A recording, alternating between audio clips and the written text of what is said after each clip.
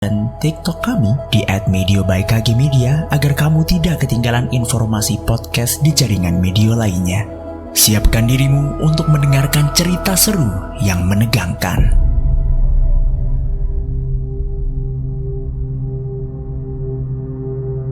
Waktuku tidak banyak lagi, Kinasih. Tunggu, Agung. Aku ingin tahu dengan orang yang ikut andil dalam pencarian keadilan ini. Kakakmu. Rahayu, anak gadis bapak yang lembut, pintar. Mimpi bapak semuanya ada padanya. Sejak ibu pergi, dia menjadi sosok kakak yang anggun, walau memikul tanggung jawab pengganti ibu. Sekaligus anak berbakti yang harus menggapai mimpi.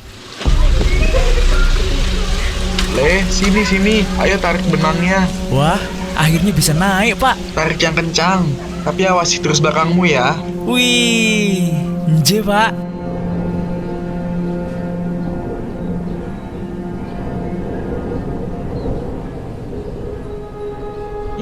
Gimana tes tertulismu? Minggu depan aku wawancara. Akan tetapi kemarin waktu pembagian daftar nama dan tempat wawancara, masing-masing dari kami ditanya akan bawa siapa untuk jadi.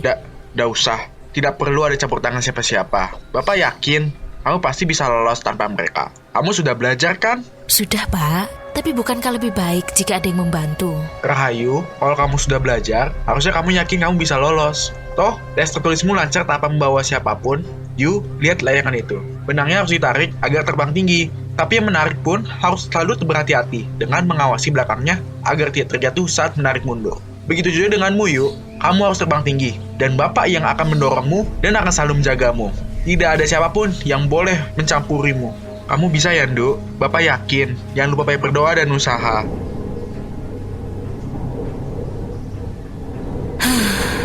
Bapak lupa dengan angin. Layangan juga butuh angin untuk terbang. Kalau Bapak hanya bisa jadi orang yang memainkan layangan tanpa memikirkan hadirnya angin, layangan tidak akan bisa terbang tinggi. Aku juga butuh kasih sayangmu, Pak. Layaknya Agung, yang ditemani dan diajari membuat dan bermain layang-layang. Sementara aku diharuskan mengurus rumah. Tiap sudut ruang ku bersihkan, baju-baju ku rapikan. Ada juga yang ku singkirkan, terutama baju-baju sepeninggal ibu. Jelas banyak yang berubah, namun bukan diriku. Entah sampai kapan aku hidup dalam belenggu ini. Haruskah aku memberontak layaknya Nyai Ontosoroh dalam novel Bumi Manusia? Aku lahir setelah kemerdekaan. Aku tidak hidup sebagai gundik. Bertemu Londo pun belum pernah. Namun, mengapa kehidupanku tidak jauh berbeda? Rahayu, coba tolong kamu selesaikan laporan minggu ini. Jika sudah selesai, buat beberapa lembar kopiannya. Baik, Bu. Oh iya, nanti kamu siapkan juga keperluan rapat besok. Tapi itu bukan tugas saya, Bu. Tolong ya, Nduk. Saya sedang banyak urusan. Proyek ini bergantung pada rapat besok.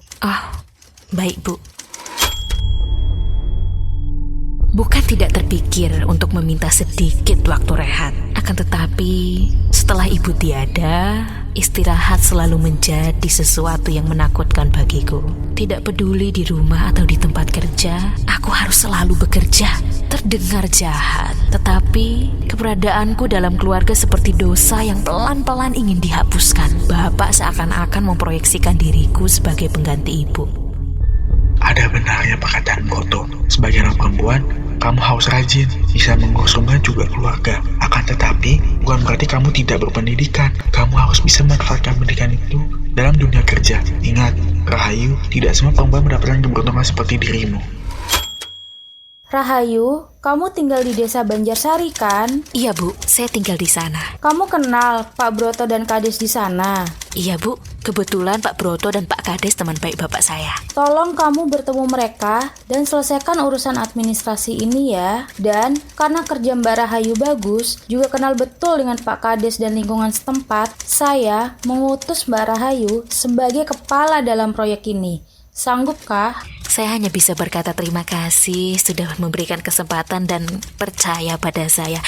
Akan tetapi, kami di kantor tahu kalau Mbak Rahayu ini, apa tuh bahasane, Mbak Rahayu berbicara dengan kerja keras, bukan sekedar ucap saja. Kalau proyek ini berhasil, kamu bisa dipindahkan ke kantor pusat yuk. Ada rumah dan mobil dinas yang sudah menunggu di sana. Dipikirkan baik-baik ya yuk. Saya butuh hasilnya bulan depan.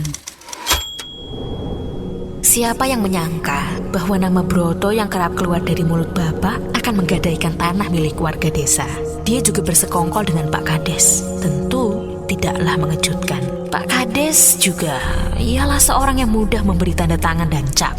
Sejujurnya desa ini terlampau murung dan tiada niatan untuk berkembang. Apalagi adikku, Agung, yang merasa dunia tidak lebih besar dari desa Banjasari. Setiap saat ada saja kesempatan adikku untuk membangga-banggakan ladang tembakau milik Bapak. Meskipun yang dia lakukan hanyalah bermain layangan tanpa pernah tahu rasa hisapan tembakaunya. Loh, ada apa mampir ke balai desa? Membawa rupa-rupa berkas juga? Bila aku sebut nama Pak Broto, aku yakin Bapak tahu maksud kedatanganku. Mengapa tidak bilang dari kemarin-kemarin bila mau mengurus administrasi itu? Apakah Pak Broto bisa datang kemari? Tentu. Mbak Rahayu tunggu saja di ruangan saya agar tidak kepanasan. Mbak Rahayu lebih suka apa? Es jeruk ataukah air kelapa? Biar nanti saya sediakan. Lebih baik Pak Kades segera membawa Pak Broto kemari agar segala urusan selesai. Bukankah itu yang Pak Kades inginkan juga? Oh, sebentar ya Mbak Rahayu. Biar saja aku gagalkan urusan mereka berdua. Akan tetapi, aku datang sebagai utusan pemerintah. Bukan Rahayu anak Pak Rama atau kakak dari Agung yang harus mengutamakan keadilan. Sebagai bagian dari pemerintah, aku diajarkan agar tunduk pada uang. Mungkin Bapak dan Agung akan menjejalkan uang yang nanti ku dapat pada mulutku. Akan tetapi, bukankah mereka juga makan dari uang-uangku itu? Lagi pula, jika aku seorang diri menghentikan ini semua, hanya akan menyebabkan mereka berdua kelaparan. Pak Kades, Pak Broto, tentu angka yang ada pada dokumen yang saya bawa jumlahnya fantastis. Jelas akan langsung menimbulkan kecurigaan. Dan cepat atau lambat, pemerintah akan mengganti ladang tembakau dengan entah proyek apa yang pasti angkanya tak kalah fantastis. Tenang saja Mbak Rahayu, meskipun jumlahnya ndak banyak, tetapi Mbak Rahayu juga mendapatkan bagian. Iya toh Pak Kades? Enggak Pak Broto. Anggaplah sebagai tanda terima kasih dari kami, Mbak. Mbak Rahayu pastinya ingin melihat Agung melanjutkan pendidikannya hingga perguruan tinggi, bukan? Semoga tanda terima kasih itu bisa membantu. Pak Kades, Pak Broto, satu hal yang adil bagi setiap umat manusia adalah adanya kematian. Sebentar Mbak Rahayu, sampean tidak berniat membatalkan kerjasama ini, bukan? Ingat, atasan Mbak sudah setuju loh. Apa saya pernah bilang tidak? Biar saya lanjutkan. Satu hal yang membuat ketidakadilan dan menyebabkan kerjasama sulit dilaksanakan adalah keberadaan Pak Rama. Maksudnya apa toh Mbak? Kami ini sudah tua. Pak Rama harus tiada. Karena Pak Rama ialah salah satu sosok pemimpin di kalangan petani tembakau. Bukan tidak mungkin rencana kita gagal karenanya. Pak Rama yang dimaksud Mbak Rahayu ini Pak Rama ayahanda dari Mbak Rahayu dan Agung atau bukan? Tepat sekali Pak Kades. Mengapa Mbak? Tidak adakah jalan lain? Tidak ada. Dan saya datang sebagai Rahayu bagian dari pemerintah, bukan bagian keluarga Pak Rama. Oh Rama, bapakku. Akhirnya kau akan bertemu kematian. Kematian yang selalu menjadi teman manusia. Kiranya kematian adalah wujud keadilanmu itu, Bapak.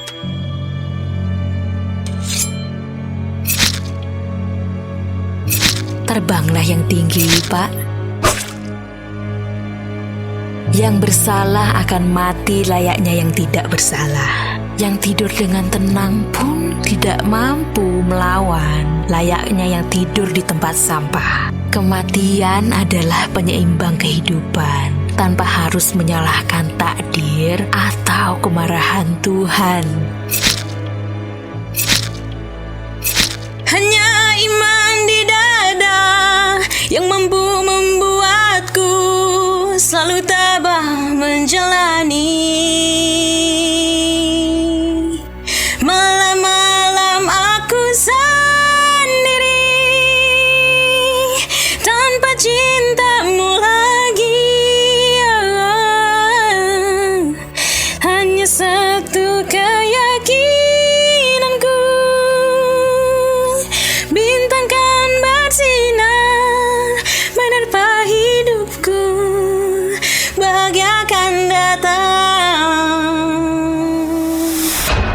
Jangan lewatkan episode Tinggal Nama selanjutnya. Saat semuanya sudah terlambat, yang tersisa hanyalah tinggal nama.